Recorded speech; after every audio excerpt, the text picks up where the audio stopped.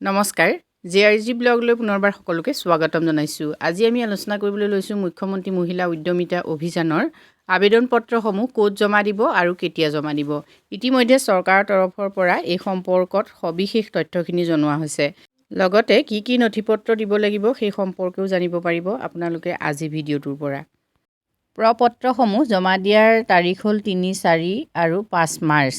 ৩, ৪ আৰু ৫ মাৰ্চত আপোনালোকে প্ৰপত্ৰসমূহ জমা দিব লাগিব। ক'ত জমা দিব চাওক, আবেদনকাৰীৰ নিকটৱৰ্তী আত্মসহায়ক গোটৰ গ্ৰাম্য সংগঠন অৰ্থাৎ ভিঅ'ৰ কাৰ্যালয় বা মণ্ডল পৰ্যায়ৰ কাৰ্যালয় মানে CLFৰ কাৰ্যালয় বা সংশ্লিষ্ট খণ্ড উন্নয়ন বিষয়াৰ কাৰ্যালয়ত আপোনালোকে প্ৰপত্ৰসমূহ জমা দিব লাগিব।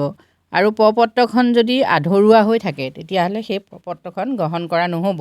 গতিকে আপোনালোকে সম্পূৰ্ণৰূপে আপোনালোকৰ আবেদন পত্ৰখন পূৰাব।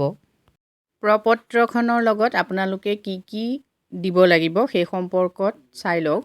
প্ৰথম আহিলে অমৃত বৃক্ষৰ ফটো। এতিয়া অমৃত বৃক্ষৰ 2 কপি ফটো যিহেতু আপোনালোকে তাত লগাই দিব লাগিব। তাত নিৰ্দিষ্ট স্থানত আপোনালোকে ফটো 2 কপি লগাই দিব লাগিব।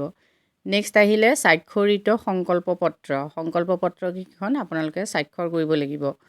নেক্সট হ'ল ব্যৱসায়িক পৰিকল্পনা। ব্যৱসায়িক পৰিকল্পনা বিজনেছ প্লেন মানে আপুনি যিটো কাম কৰিব বিচাৰিছে সেই কামটোৰ ওপৰত আধাৰিত যিখন ব্যৱসায়িক প্লেন হ'ব মানে ব্যৱসায়িক যিখন আঁচনি হ'ব পৰিকল্পনা হ'ব সেই আঁচনিখন আপোনালোকে গাঁঠি দিব লাগিব।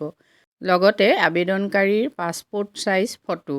এই 4টা বিশেষকৈ গুৰুত্বপূৰ্ণ নথি হয়। গতিকে এই 4টা নথি আপোনালোকে কিন্তু আবেদন পত্ৰখনৰ লগত সংযুক্ত কৰি দিবলৈ নাপাহৰিব। ইয়াত এটা কথা আপোনালোকক লগতে জনাই থওঁ, যিসকল সংকল্প পত্ৰৰ আওতাৰ বাহিৰত হয় মানে সংকল্প পত্ৰত যিখিনি কথা উল্লেখ কৰিছে সেই কথাখিনিৰ ভিতৰত যিসকল নপৰে তেওঁলোকে এই সংকল্প পত্ৰকেইখনত স্বাক্ষৰ নকৰিলেও হ'ব। যিহেতু স্বাক্ষৰ কৰা মানে তেওঁ কথা দিয়া হ'ব। গতিকে তেওঁ যদি সেই যিকেইটা তাত নিৰ্দিষ্ট বিষয় দিছে সেই বিষয়কেইটাৰ আওতালৈ নাহেই তেতিয়াহ'লে তেওঁ তাত স্বাক্ষৰ কৰাৰ কোনো যুক্তি নাই। গতিকে আপোনালোকে সেই কথাখিনি মন কৰিব।